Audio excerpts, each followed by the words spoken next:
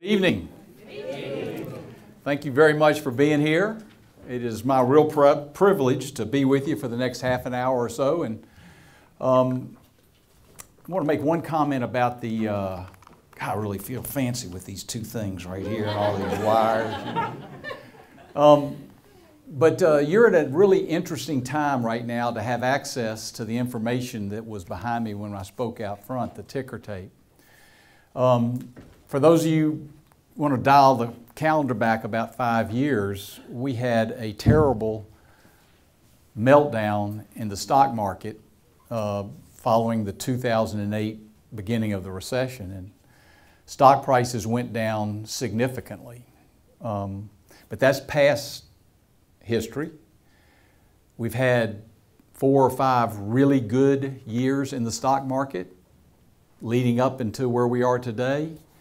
And there are lots of people that expect a correction in the stock market for it to fall 10 or 20%. We have earnings coming out this quarter for the third quarter beginning this week, and we'll go throughout the month of October, and people will be watching the earnings and the quality of those earnings. So you're going to have a lot of fun paying attention to these stock prices as you come in here to see how they behave, to see whether they continue to go up or whether they've disappointed in their earnings and they might slip down. And some might go down like this. So you're going to have a lot of fun. Pick out a symbol, pick out a company, and come in and look at it and follow it this month, because I promise you one thing will happen. It'll move.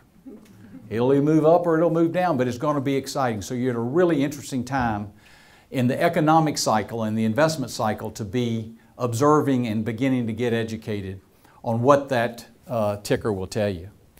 So here's what I want to do. I want to give you a little bit about SunTrust and the bank, and then I want to give you much more about purpose, which I touched on out there in my initial comments. So I want to drill down into that, and then I want to open it for questions.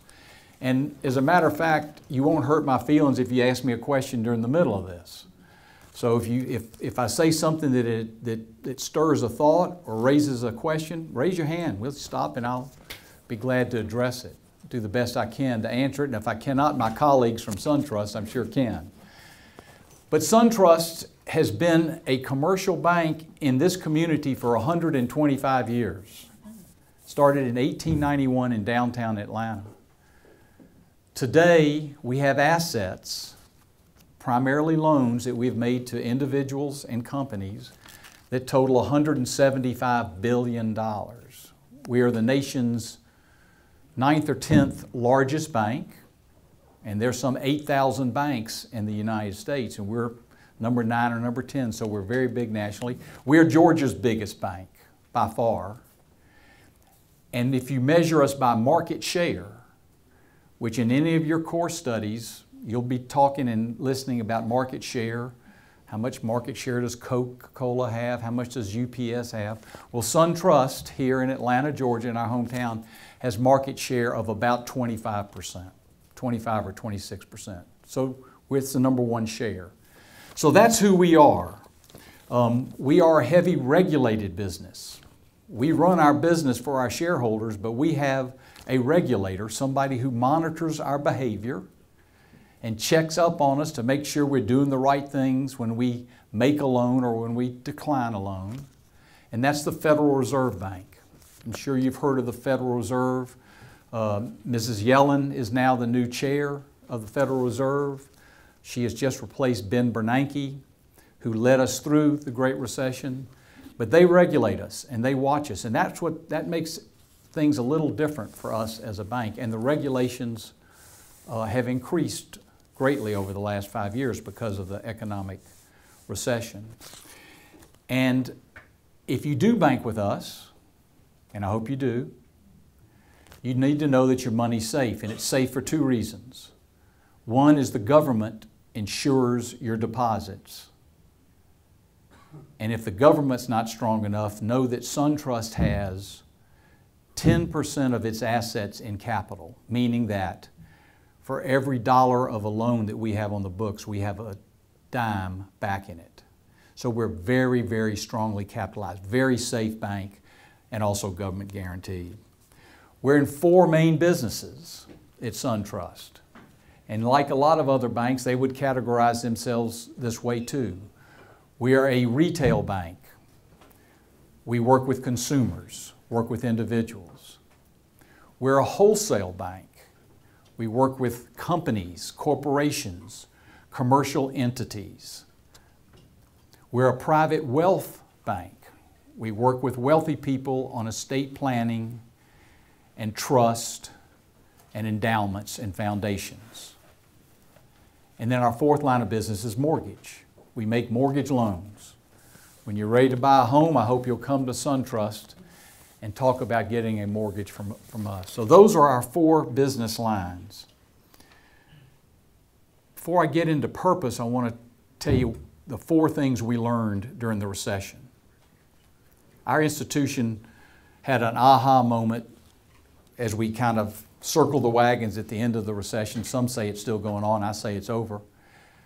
But we learned 4 things in the recession. One is we had too much of our money in residential housing.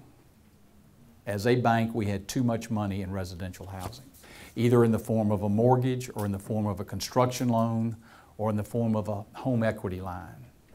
So we had to rebalance ourselves. We had to go back and have some discipline and say, we really shouldn't have 35% of our assets in single-family housings. That's too concentrated.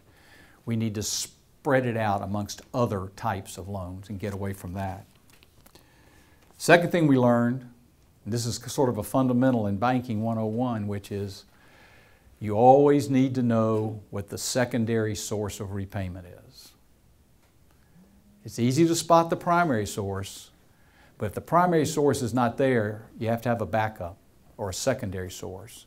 We learned that in this recession.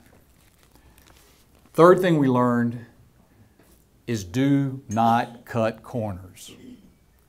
There are processes out there that were built to be followed, built by smart people who understood what we needed to do to control our business, and we should never cut corners and deviate from the processes that we had in place. Said another way, you got to dot all your I's, you got to cross all your T's every time. Make no exceptions.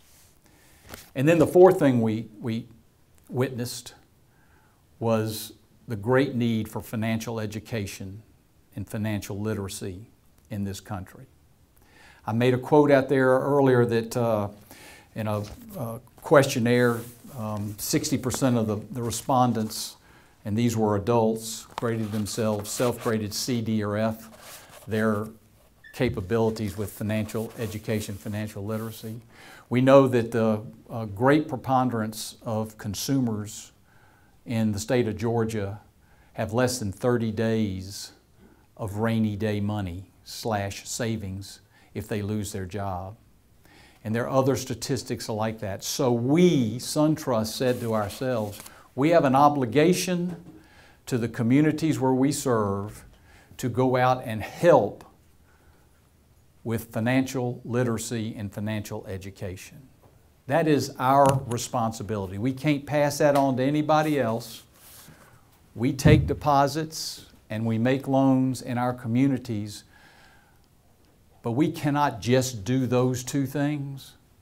We have to help educate all of the consumers, all of the people, young and old, in the communities where we serve to make them financially literate. It was observed not only by us, but by people in Washington and elsewhere, that the financial crisis, in large part, was created because of the consumers not being financially literate. So that's our job. And so therefore we said to ourselves, what is our purpose as an organization? What is our purpose? Why do we come to work every day? Why do we sign up to be a teammate at SunTrust and come in and do business with consumers, with corporations, with wealthy individuals, or in the mortgage business? Why do we do it? We have to believe that we are lighting the way to financial well-being. Every one of our teammates, we hope, has that passion to do that every day during their job and to think about that as their purpose for working at SunTrust Bank. And that's a really major difference from a lot of companies around the United States. It's a major difference from a lot of banks in the United States because every company has a mission statement. Most every company has a value proposition.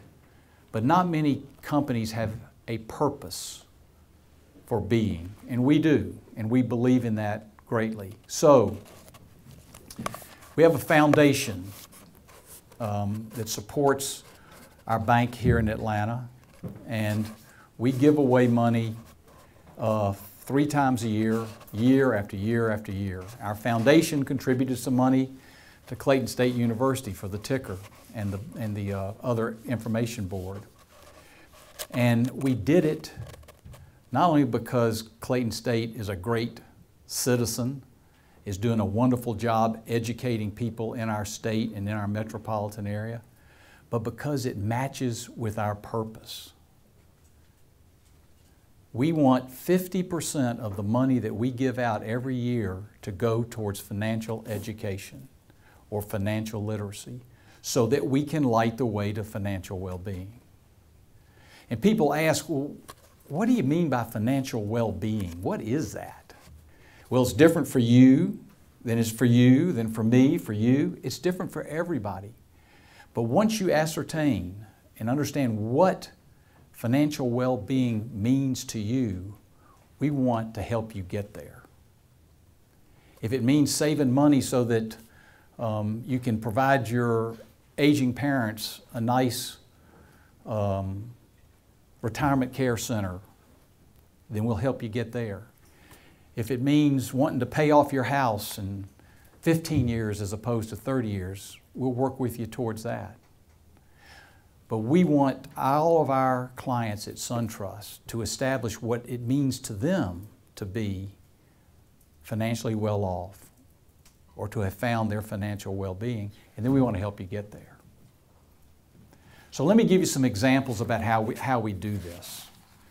And these are real-life examples of what our teammates have done during their time at the bank.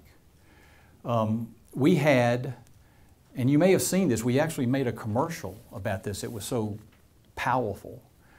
But a young couple with young children, you know, striving to make ends meet, you know, you got to pay in this case, their mortgage on their house, got to put food on the table, got to clothe the children, got to have gas in the car, we got to do so forth and so on. So you have to do all that. And then all of a sudden, their mother dies and their aging father, who's not able to take care of himself, needs help. So they come to SunTrust and say, we need help. Financial well-being to them meant being able to take care of their aging father.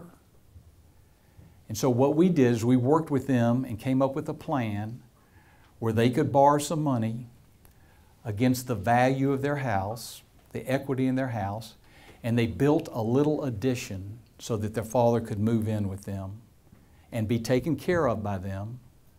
And it was a lot less expensive for them to do that than it would be to put him in a nursing care unit or a hospital or wherever else. And it made them feel good about what they were doing. You know, the emotional connection between our banker and that family was so powerful because our banker spent the time listening, understanding the needs, and then trying to figure out the solution that would make sense for them financially, that they could afford, that would accomplish what they needed to have accomplished to meet their financial well-being. And they did it. And it's a wonderful story. And I wish all of our examples were like that, but they're not. But many are. So that's an example of how we try to fulfill our purpose on the retail or the consumer side. Let's talk about on the commercial or the corporate side. When I think corporate, you think of Coca-Cola, you think of UPS, you think of Delta Airlines, but go down and think about the man or woman that has a plumbing supply company who is just selling plumbing supplies to plumbers, small business, commercial, and that person's whole livelihood depends on that business. That they have built this business so they can support their family and they can create an asset that they can have, that they can sell when they want to retire and live off those retirement proceeds. So our job in that case is to advise the company on strategies that they can undertake that will keep their business successful. We're not running the business, but we're helping them finance their business so they can have enough inventory to sell to their customers, so that they can collect their bills from their customers and so they can pay their bills on time, so that they can retain the ownership in that company, so that they can grow that company, so the value of that company increases, just like you'll see on the stock ticker up there. When the values increase, it's seen in the stock price. In a privately held company, the values increase over years by earning money every year and keeping it in the business and growing and growing and growing. So our job is to advise people on how to finance their business so they can sustain the growth in their business and they can build their business and make it a bigger, more successful business. We had a client who was down in south of Atlanta, maybe an hour or so, and he was a manufacturer. And he was having trouble with his accounts receivable. So he would manufacture something and he would sell it to somebody, and whoever he sold it to wasn't paying him on time. And so because he wasn't getting his money, he was running out of cash. And when he started getting short on cash, he couldn't go buy the raw materials to start building his product, so he was about to go out of business. So we came in and worked with this man in this case and his wife, who also worked at the business, and said, here's what you need to do on your accounts receivable. Here's how you need to sell to your clients. Here's the demands that you need to make on your clients to get paid in time so that you can get that cash and put it back in your business, buy some raw materials and build another good and sell another good and then collect the money again. So we educated this business owner on the cash cycle so that he had enough cash to run his business. That example I'm giving you was like 1982. He sold his business in 2012, 30 years later, for a lot of money. And to this day, he gives us credit for building his business. And we say, no, we didn't build your business. You built your business. You ran your business. You told us where you wanted to go, and we just helped you get there. So that's an example on the commercial side. Let me give you an example on the private wealth side. You know, you always hear money can't buy happiness, and you know, rich people, they have different needs than the rest of us. Well, I don't think money can buy happiness, but rich people don't have any different needs than you or I. They might have more assets, but they have the same issues they have to deal with. We, through our private wealth area, will set up trust for families. And a trust means that you can put it in an asset or in an account that nobody can get their hands on it. Your creditors can't get it, your kids can't get it, your mama can't get it, nobody can get it. It's in a trust, it's protected. And you state what you want the money in the trust to go to. Well, we had a very, very wealthy family, pretty big family. There were a husband and a wife and 5 children.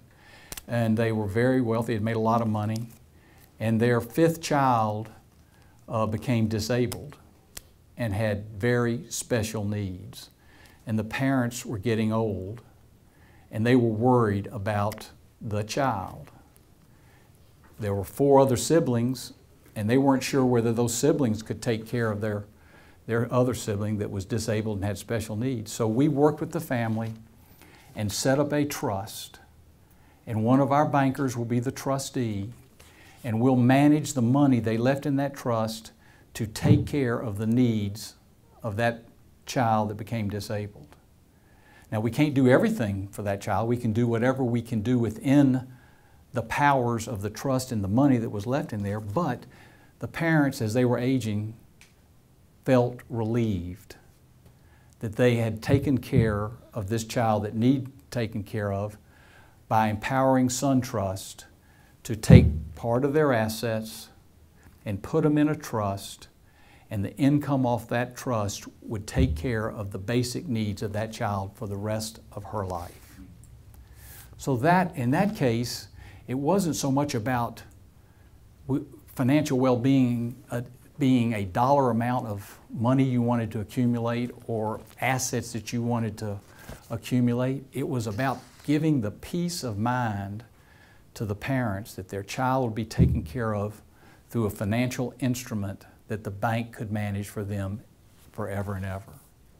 So that's a different type of financial well-being, but yet we fulfilled our purpose, because that trust officer in that case, sole purpose when she comes into work in the morning is to take care of that young child. Not so young anymore. But there's another example. And I guess the most blatant example of purpose is mortgage, because it really still is, even what happened to the housing industry over the last 5 years, it really still is the American dream to own your house, own your home, to get a home. And so our mortgage loan originators are there every day to help people get homes, to help people be able to borrow the money to get their home. And following the regulations that were given to us by the Federal Reserve Bank, we have to make sure that if we help you get in a home, that you can pay for it. We're not just trying to get you in a home, wash our hands and say, good luck, enjoy your home. We want to make sure that the home we put you in is sustainable for you, so that you can be there as long as you want to be and you don't get overextended. Now, there are lots of things that can happen to one's income, I get that, but the purpose part of this is when we sit down with prospective home buyers, we're going to ask a lot of questions and we're going to get a lot of information and we're going to know everything we can possibly know about you, not because we're nosy, not because we want to gossip about you, but because we want to know really what you're made of, what your goals are, and what can you afford and what can you sustain for a period of time so that you stay in the house. So all of our mortgage loan officers are purpose-driven as well. So I hope those 4 examples give you some sort of idea about what we mean when we say we're purpose-driven. Nothing gives me more pleasure, and I've been with this bank for 40 years. Nothing has given me more pleasure over the 40 years I've been there than seeing a company grow and succeed and create wealth for the owners. Nothing has given me more pleasure than being able to work with a consumer who might be in a little bit of a jam and help them understand where they need to go and set a path for them to get out of their jam and to move towards financial well-being. I ran our trust department for 10 years. Nothing gave me more pleasure than that case I told you about the disabled child. And it was because my purpose for being there was to do that. And I think if you can get all of your teammates in an organization, whether you're a bank or whether you're Delta Airlines or whether whoever you are, if you can get everybody to believe and commit to their purpose, you have a much more vibrant, energetic, and successful organization. And the stock analysts on Wall Street, the same people that drive those prices you're going to see every day, they will tell you that purpose-driven companies are more successful than others for the reasons I just told you, because the employees, we call them teammates at SunTrust, put their heart and soul into it and are doing it for their purpose to light the way to financial well-being. Now, I'm going to make one more comment and then I'm going to open it up for questions. And this may be the most important thing I'm going to say today. because I think my purpose in being here is to say this to you. As you finish your degree here and you get out into the working world, or if you're working now and come into school at night, whatever your situation is, you're going to have an opportunity either now or in the future to invest money, to take your income and invest it. The only way you're going to get ahead, the only way you're going to plan for your retirement and your long-term sustainability economically is to invest your money. And so everybody in this room needs to go think about, when you work for a company, a 401k. I want everybody to remember that, 401k. That's the IRS code, but it allows you to take your income from your employer, or if you're self-employed, you can put it in another vehicle, but it allows you to take your income, not pay taxes on it, stick it into a bucket called 401k, invest it in stocks and bonds and other assets, and watch it grow over the life of your working years. And I promise you, if you do that, it's going to help you meet your financial well-being. It is the greatest investment opportunity we all have. I'm in one. I know my teammates in the back invest in 401ks. But if I'm doing my job to help light the way to financial well-being for y'all, not understanding what your definition is, please, when you go to work, ask about the 401k or 403b, whatever it may be, depending on what industry you're in. But start putting money in there and put it in there every pay period. Whatever you can afford. Whatever you can afford. And if you say, I can't afford it, I just don't have enough, it's all gone. You cut something out. Cut something out. You know? Skip breakfast on Saturdays and put that money in there. Whatever it is, start putting the money in there and it will grow to be very, very important to you. So, I'm a purpose-driven guy. I work for a purpose-driven company, and I hope you all remember 401k. Thanks for your attention.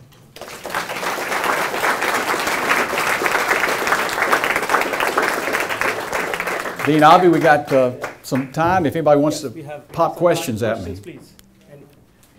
Yes, ma'am. What are some of your other investment vehicles for small business owners other than 401ks or 403bs or whatever? Sure. Well, I mean, there's any company with excess cash can put their money into an investment vehicle with us. We usually primarily use mutual funds because they're the most inexpensive way for someone to invest. And, you know, a lot of small business owners say the best return they can get is keeping the money in their business. But if the business actually has excess cash, I would talk to an investment advisor at a bank, or there are other places as well. We have them in all of our branches, and talk about investing your money. You know, they'll ask a lot of questions. How long a time do you have? When are you going to need the money? What's your risk tolerance, etc. But mutual funds are a great way to get a diverse investment pool at a very low cost. Okay, thank you. Thank you. Good question. Yes, ma'am. Is the 401k and 403b only available to workers? How about students who don't work, people who don't work? Yeah, well, I mean, the 401k is geared towards workers, but there are other things you can put your money in. If you had income, you know, the Roth IRA, there are IRAs you can put money in to get tax deferred. But I was really anticipating you getting that job. Oh, yeah. And when you do, ask about that 401k plan. Or if you're a teacher, they have 403bs, etc. Yes, sir. I'd like for you to discuss briefly some of the effects that the regulations that you talked about that have taken place over the last 5 years. How has that affected the ability of banks to serve the consumers and small business owners and people in those other? That's a great question. Who put you up to that? I came up with it all by myself. Yeah, I know. That's a great question. That's a really great question. You know, with the through the recession, probably the most famous regulation was put out by Dodd-Frank, 2 senators. And they've done a lot of things that force us to be more sensitive to consumers' needs, to be more educational with consumers.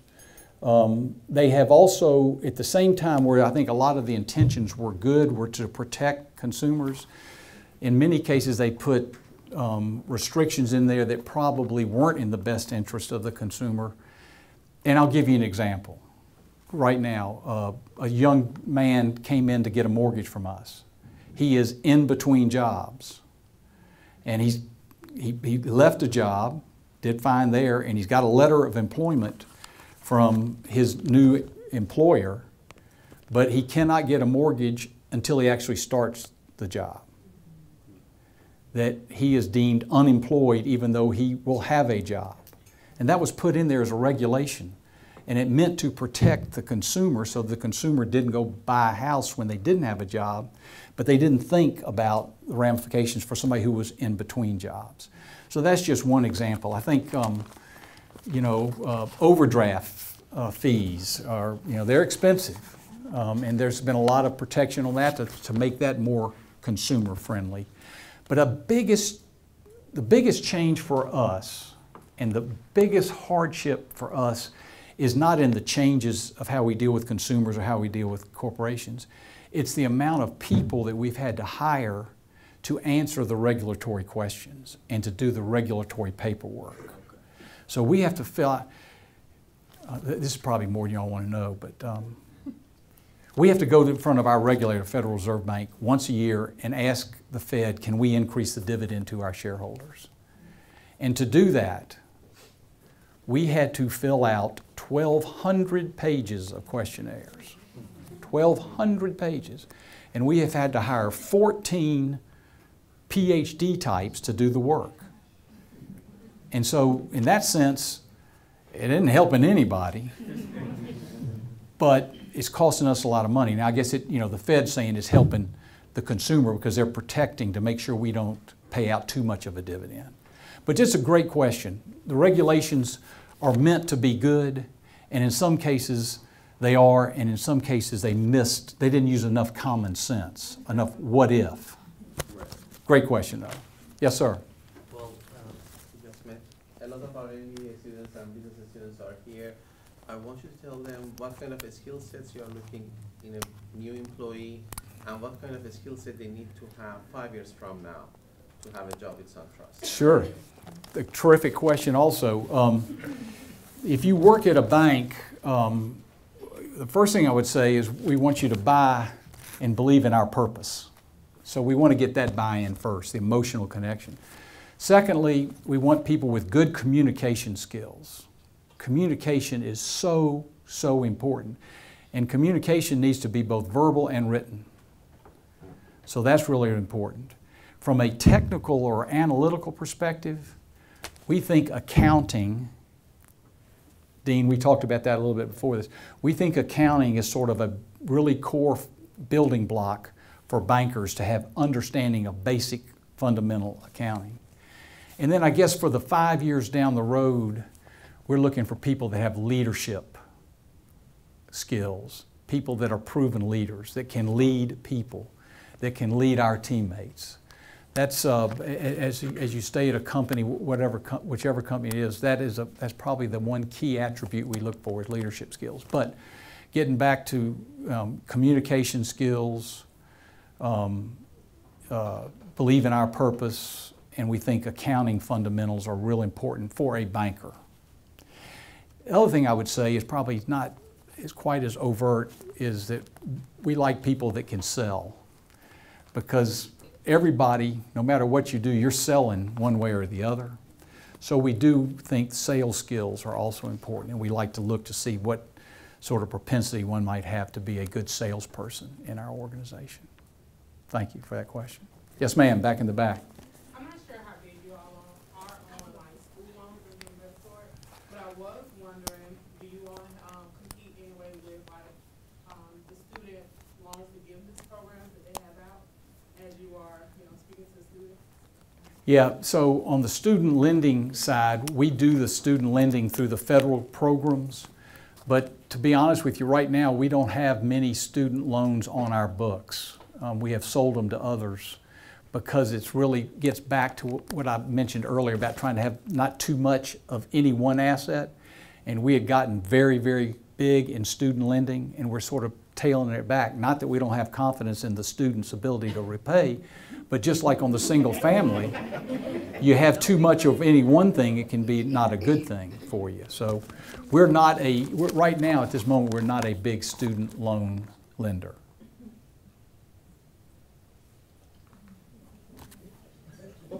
40 years ago, what made you want to work with SunTrust? God, that's another good question. I went to work for SunTrust. It was then called Trust Company of Georgia, and it merged with a bank in Florida in 1985 called Sun Bank. So we took the Sun and the Trust and put them together.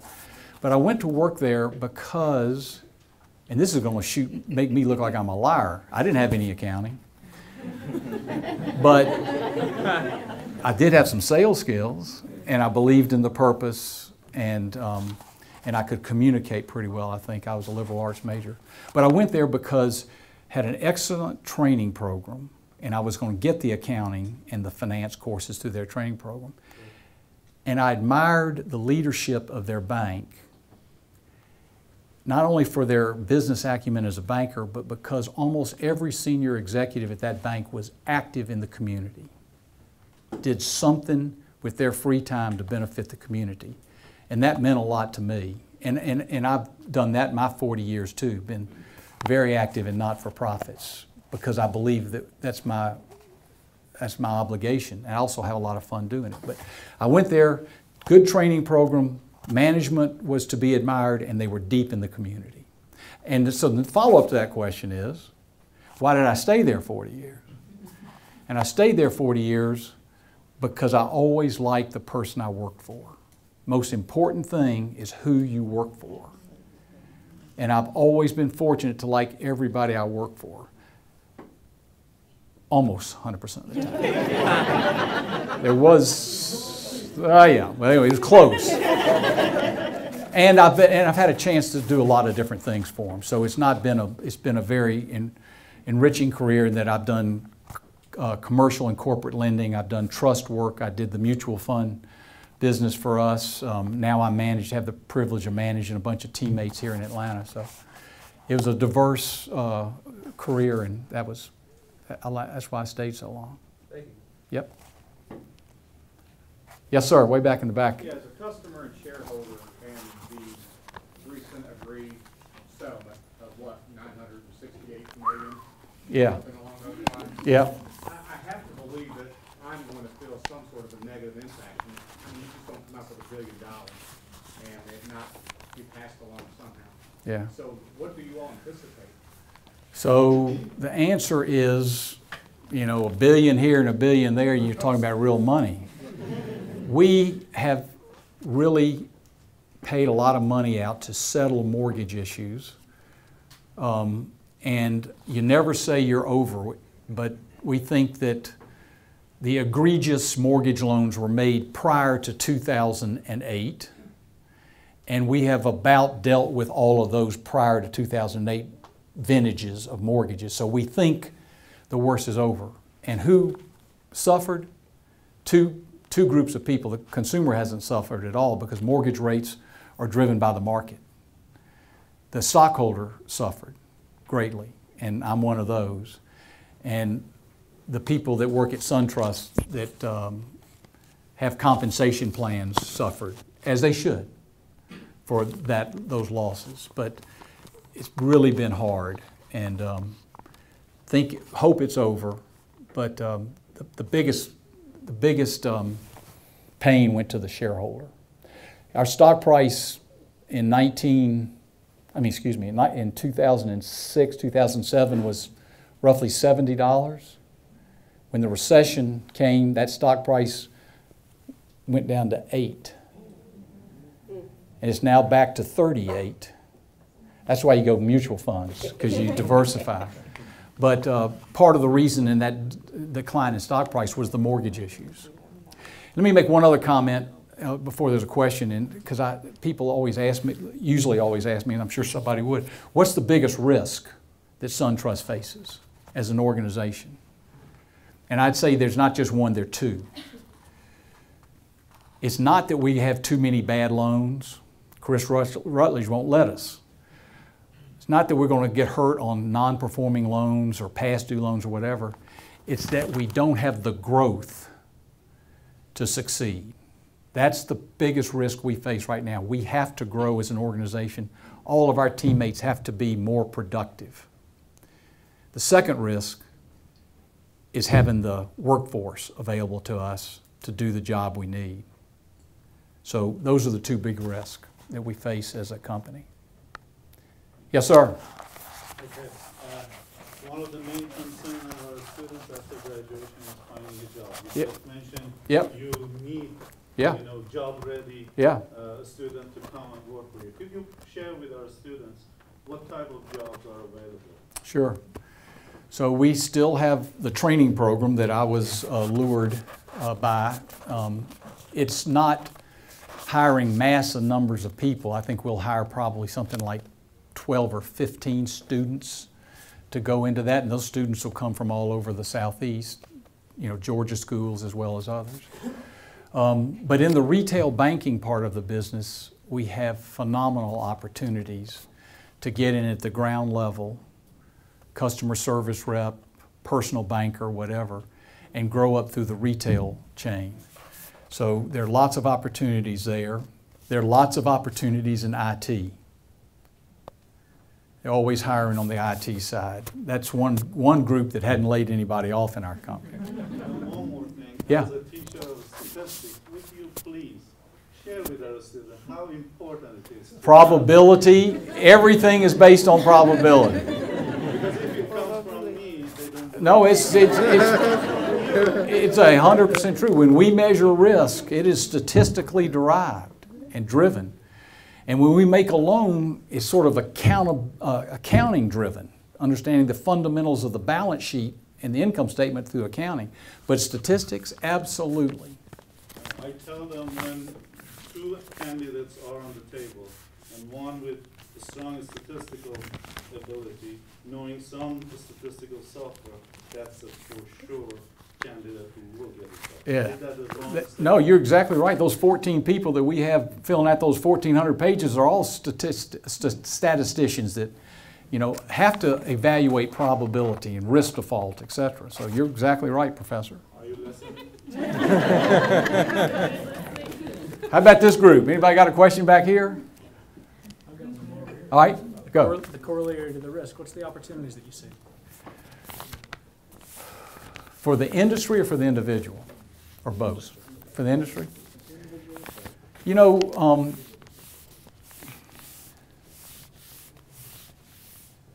I think that the financial institutions are going to have to get more innovative as they go forward. The old way of doing it probably isn't going to be, either isn't working or isn't going to be available or competitive in the future. So I think technology is going to change a lot. I think the way we interact with our clients is going to change a lot. And I think the people that are ahead of the curve and are able to come up and be creative with solutions, but still have that emotional connection with their clients, like we do through Purpose. I think you need to do both of those, and you need to be moving very fast with both of them. And I think if you do that, you're going to succeed. I said growth is our biggest risk. If we grow fast, and we release our numbers October 17th, I feel pretty good about them.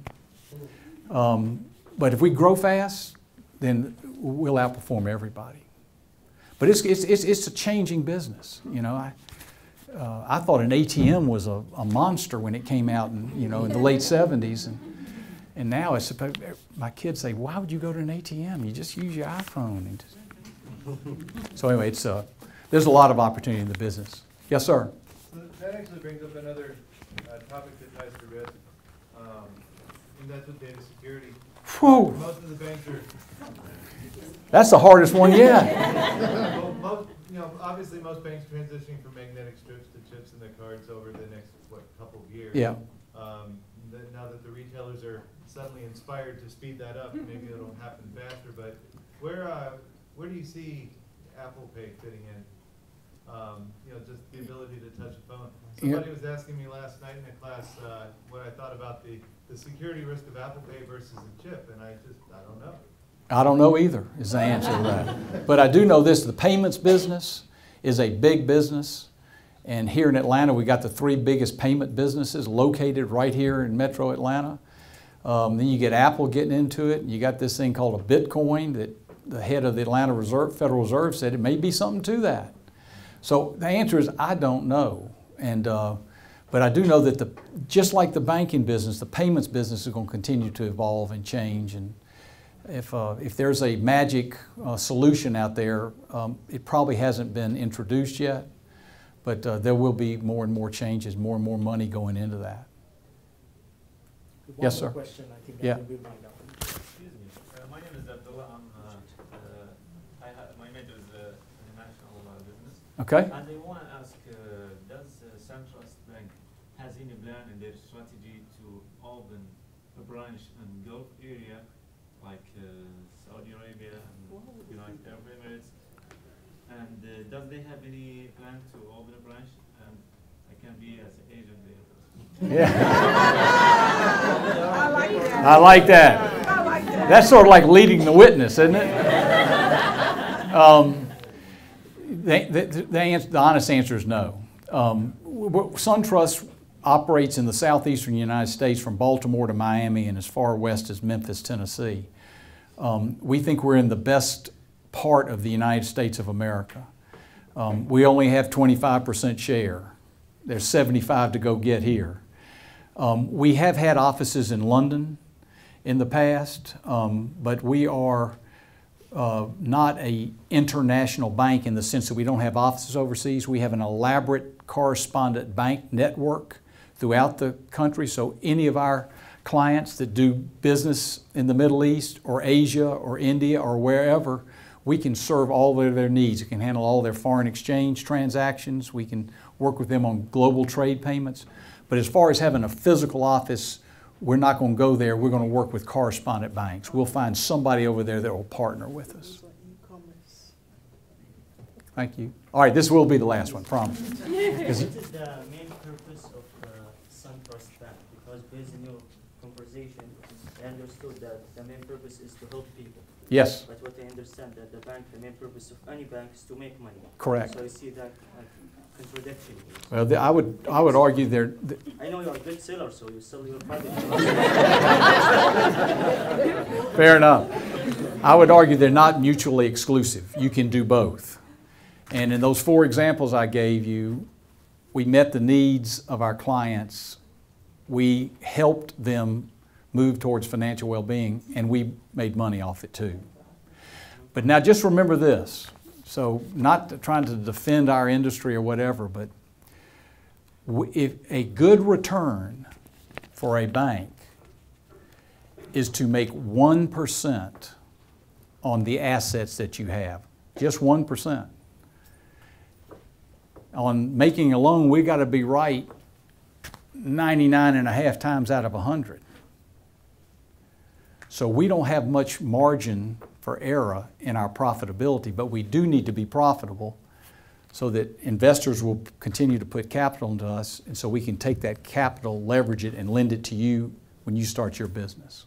How about that? What about, okay, that's good, but what about this? You told us about your country, like you help people to be educated, all right? Yeah. To be educated, to find a job and come to your bank and lend money from you, or just to help them for free? Because if you said that, you are as a charity, you are not a bank. No, we are a for-profit organization. Okay, that's good. We are but we have a foundation which does nothing but give out money to not-for-profits to help students, to help organizations. That's part of the social responsibility, right? Correct. To give your company a good picture. Right. And make money at the end. I knew I went one too many.